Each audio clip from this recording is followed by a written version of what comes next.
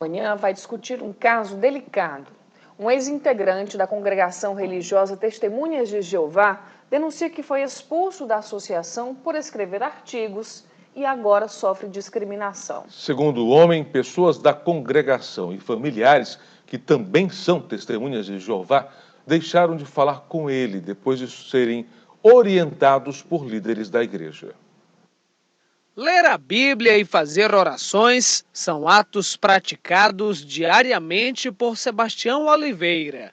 Até 2008, o funcionário público era Testemunha de Jeová, congregação a qual foi associado por 10 anos.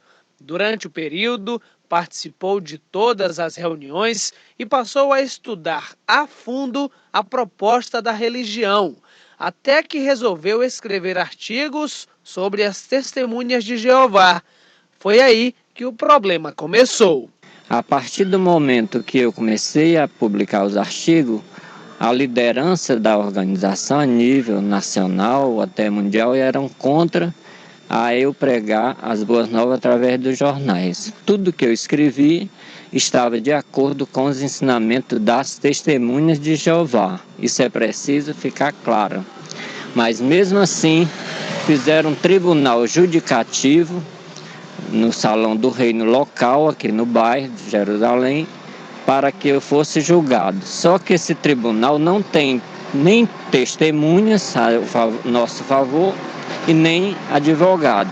Então resolvi não participar do julgamento por meio desse tribunal. Então a coisa caminhou e eu fui desassociado. Para as Testemunhas de Jeová, a desassociação equivale à excomunhão católica. Segundo Sebastião Oliveira, membros da congregação, incluindo amigos e até familiares, são instruídos a cortar relações e sequer dirigir a palavra a essas pessoas. E afirma, até a própria irmã não mantém mais contato com ele. Ela vem à minha casa cuidar dos meus pais que têm problema de Alzheimer, e aí se fala só o assunto doméstico, mas a questão da afetividade, de orarmos junto, de pregar junto, não é feito, não é mais considerado nada disso, e nem sequer eu posso ir na casa dela. Sebastião Oliveira procurou o Ministério Público, que passou a investigar as denúncias. A ação é inédita no Brasil e provocou a abertura de uma ação civil pública que tramita na 8ª Vara Federal do Ceará. No processo de 38 páginas, a Procuradora da República, Nilce Cunha Rodrigues, autora da ação, afirma que a prática adotada pelas Testemunhas de Jeová contra desassociados ou dissociados que pedem o desligamento voluntário da congregação afronta princípios constitucionais, como a dignidade humana, a proteção à família, além das liberdades de associação e crença. Dona Maria Nery, vizinha de Sebastião, foi testemunha no processo e afirma que não concorda com a maneira de como a congregação trata ex-membros. Não existe religião que possa proibir a outra pessoa de falar com as pessoas. Eu acho isso assim uma coisa muito errada. Atualmente, sem religião, Sebastião Oliveira confessa que não deixou de ser um homem de fé, mas afirma que vai continuar lutando para que outras pessoas não passem pela mesma situação que está passando. Nós não estamos denegrindo a imagem das Testemunhas de Jeová. Nós estamos lutando para acabar com essa discriminação religiosa, para que outras pessoas não venham sofrer desse mesmo problema que nós estamos vivenciando. A ação civil pública é movida contra a Associação Torre de Vigia de Bíblias e Tratados, que representa as Testemunhas de Jeová no Brasil, e no Ceará, a Associação Bíblica e Cultural de Fortaleza. No processo, as duas associações são acusadas de promover discriminação religiosa e de pressionar seus adeptos a não manter nenhum tipo de contato com pessoas que abandonaram ou foram expulsas da religião. Procuradas pela nossa equipe de reportagem, As associações informaram através de advogado que não vão se pronunciar sobre o caso, já que ainda não foram notificadas pela Justiça. E para falar sobre esse assunto tão delicado, a gente recebe aqui no estúdio a Procuradora Regional dos Direitos do Cidadão e autora da ação, Nilce Cunha Rodrigues. Bom dia. Bom dia. Seja bem-vinda ao Diário da Manhã. Obrigada. Uma ação inédita no Brasil, como é que anda? Essa ação é inédita, realmente. Nós recebemos a representação desse senhor, o senhor Sebastião, lá na Procuradoria, e fomos estudar o caso, investigar profundamente, porque é complexo. A questão de religião é muito complexa. E nos convencemos de que há uma discriminação muito séria praticada pela Associação Testemunho de Jeová contra os ex-associados.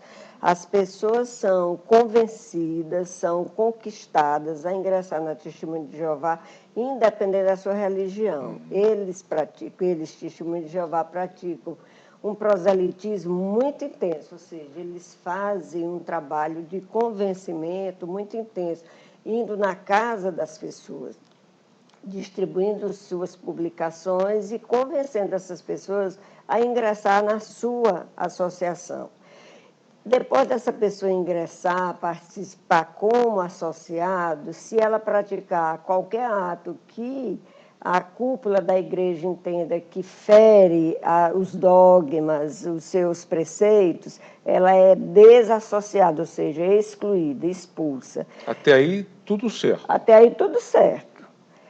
Se a pessoa desejar sair espontaneamente, pedir para sair, não acredita mais, não quer mais professar aquela fé ou quer se filiar a outra religião e pedir para sair, ela sofre o mesmo tratamento. É a mesma situação.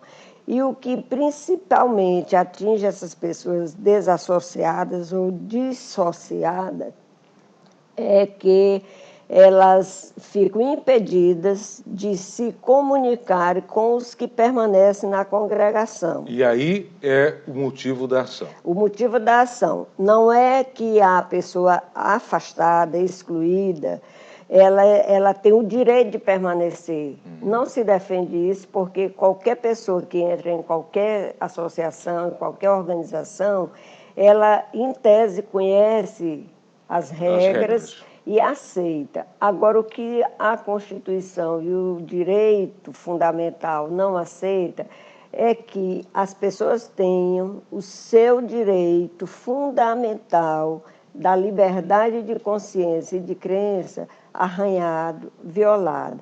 E na medida que a pessoa sai da associação Testemunha de Jeová, elas ficam impedidas de se relacionarem com os que permanecem, mesmo que sejam familiares.